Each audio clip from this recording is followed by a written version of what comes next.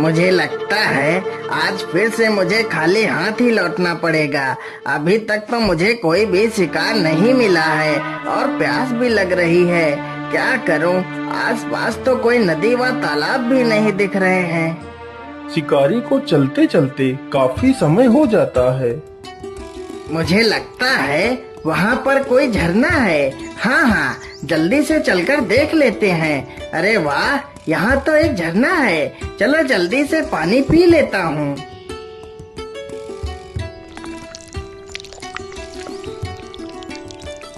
अरे राम राम राम, अब मेरी जान में जान आई। पानी के बिना तो मेरी जान ही निकली जा रही थी। चलो अब शिकार ढूंढते हैं।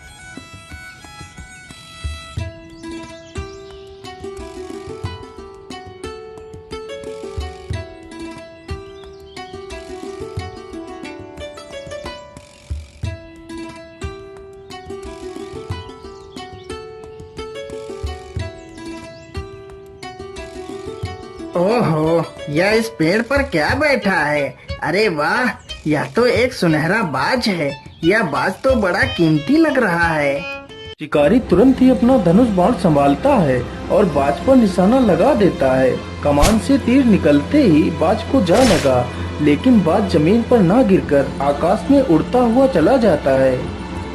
अरे चल चल चल चल चल, आज यह सारा खेत जोतना है। जल्दी चल। अरे राम राम राम, ये क्या है? इस बाज को तो किसी ने तीर मार दिया है, लेकिन यह बाज तो कितना सुंदर है, मानो इसके पंख सोने के हों। पानी पानी पानी। अरे ये बाज तो प्यासा है। रुको रुको, मैं तुम्हें अभी पानी पिलाता हूँ। वह किसान तुरंत जाता है और पानी का मटका उठा कर लाता है। फिर बाज को पानी पिलाने लगता है।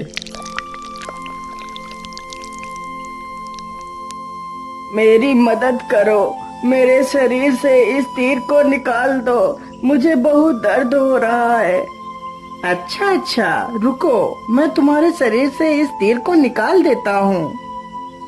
सजीवन तुरंत ही बाज के शरीर से तीर को निकालने लगता है।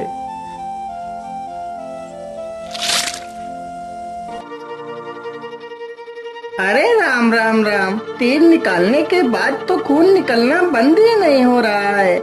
चलो चलो मेरे घर चलो, मैं तुम्हारे शरीर पर दवाई लगा दूंगा, जिससे तुम स्वस्थ हो जाओगे। किसान तुरंत बाज को लेकर अपने घर जाता है और उसके शरीर पर दवाई का लेप करता है। हे नेक दिल इंसान, तुमने मेरी मुसीबत में सहायता की है। मैं तुम्हारा ये एहसान कभी नहीं चुका सकता। तुम्हें जब भी मेरी मदद की आवश्यकता पड़े तो मुझे जरूर याद करना। मैं तुम्हारे पास दौड़ा चलाऊंगा। इतना कहकर वह बाज वहाँ से चला जाता है।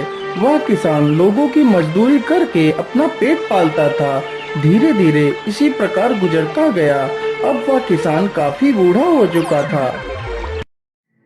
अरे सजीवन दादा, आपको खेत जोतते जोतते पूरे 4 दिन हो गए हैं। अभी तक आपने मेरा खेत जोत ही नहीं पाया है। इतने दिनों में तो पूरे 4 खेतों की जुताई और हो जाती।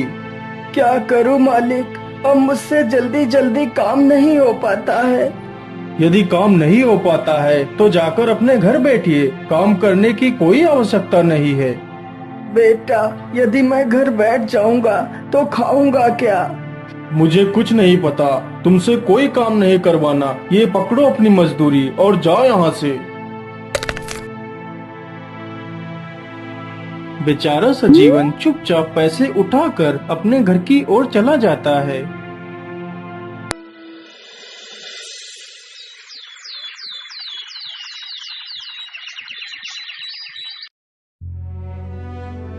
हे भगवान, अब तो मुझे अपने पास बुला ले। मुझे एक वक्त का खाना खाने के लिए भी सोचना पड़ता है। अब तो मुझसे कोई काम भी नहीं होता और ना ही मुझसे कोई काम करवाना चाहता है। मेरा गुजारा नहीं हो पा रहा है मालिक, मुझे मौत दे दो। हे प्रभु, तुम ही कोई रास्ता दिखाओ जिससे मैं 2 वक्त का खाना खा सकूं। क्यों ना मैं अपने मित्र बाज को बुलाता हूँ वह जरूर मेरे लिए खाने का प्रबंध कर देगा। हे बाज मेरे दोस्त, मुझे तुम्हारी मदद की आवश्यकता है। तुम कहाँ हो? हे बाज मेरे दोस्त, मुझे तुम्हारी मदद अरे की यह आवश्यकता आवाज तो है। मेरे तुम मित्र की कहाँ है। हो? मुझे लगता है मेरा मित्र किसी दुविधा में है। मुझे चलकर देखना चाहिए।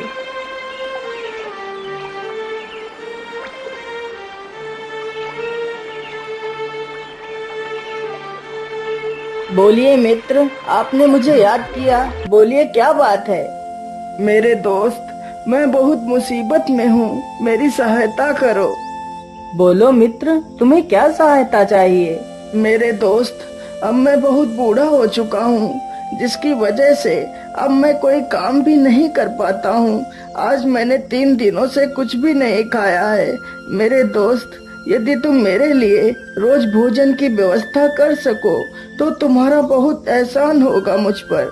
तुम चिंता मत करो, मैं रोज तुम्हारे लिए समंदर से मछलियाँ ले आया करूँगा। उन मछलियों को खाकर तुम अपनी भूख शांत कर सकते हो। हाँ हाँ, तुम ठीक कह रहे हो बाज। बाज तुरंत ही मछलियाँ पकड़ने के लिए चल पड़ता है। वह चलते चलते समंदर के किनारे पहुँच जाता है।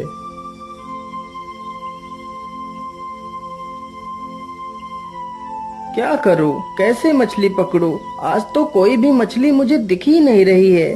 सारी मछलियां जैसे गायब हो गई हों। अरे वो रही मछली। चलो चलो, जल्दी से इस मछली को पकड़ता हूँ।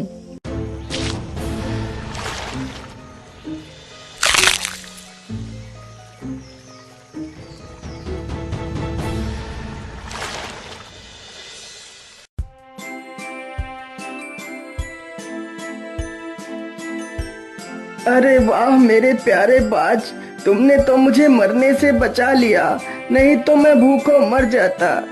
नहीं मेरे मित्र, मेरे रहते हुए तुम्हें चिंता करने की कोई आवश्यकता नहीं। मैं रोज इसी प्रकार तुम्हारे लिए मछलियाँ ला दिया करूँगा। इसी प्रकार बाज रोज मछलियाँ पकड़ कर लाता और उस बूढ़े व्यक्ति को देकर चला जाता।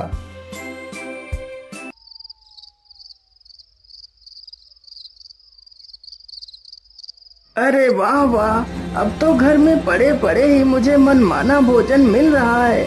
अब तो मुझे किसी की मजदूरी करने की आवश्यकता भी नहीं पड़ती। खाने को तो मैं मछलियाँ खा लेता हूँ, लेकिन मेरे पास पैसा तो एक भी नहीं है। काश मेरे पास भी ढेर सारा धन होता तो मैं भी गाड़ी बंगला खरीदता, लेकिन गाड़ी बंगला मेरी किस्मत में कहाँ। अगले ही दिन बाज मछलियाँ पकड़ कर लाता है तो उसके सोने के पंख बहुत चमक रहे थे। ओहो, आज तो इसके पंख कितने चमक रहे हैं। जरूर इसके पंख सोने के बने हुए हैं। यदि यह पंख मुझे मिल जाए तो मैं बहुत अमीर हो जाऊंगा। इन्हीं पंखों की मदद से मैं अपने लिए कार खरीदूंगा। क्या बात है भाई, आज तुम मुझे देखकर इतना चिंतित क्यों लग रहे हो? कुछ नहीं मेरे दोस्त, मैं बस यही सोच रहा था कि मेरी मदद के लिए मैं तुम्हारा शुक्रिया अदा कैसे करूं। मित्र, इसमें शुक्रिया की क्या बात है? तुमने मेरी जान बचाई थी, बदले में मैं तुम्हारी मदद कर रहा हूँ। इसमें क्या बड़ी बात है? इतना कहकर बाज वहाँ से चला जाता है। मुझे कुछ भी करके इस बाज के सोने के पंख छीनने होंगे। मैं ऐसा करता हूँ, जब कल वह बाज मुझे मछलियाँ देने के लिए आएगा तो मैं उसे मारकर उसके सारे पंख छीन लूंगा।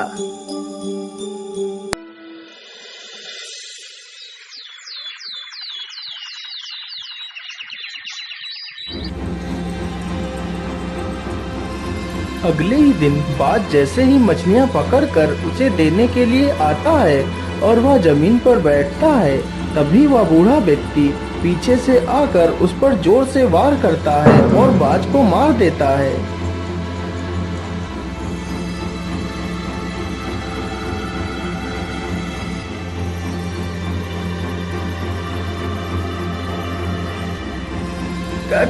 कौन हो तुम? मैं एक ऋषि हूँ।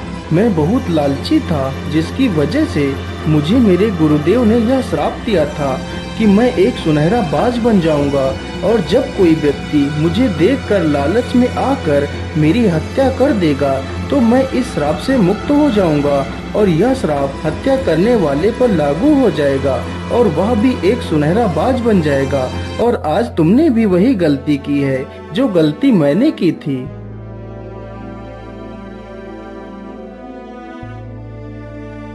हे साधु बाबा, मुझसे बहुत बड़ी भूल हो गई है। अब मैं अपने वास्तविक शरीर को कैसे पाऊंगा? हे सुनहरे बाज, अब तुम भी किसी लालची व्यक्ति की तलाश करो। वह व्यक्ति ही तुम्हें इस श्राप से मुक्त करा सकता है।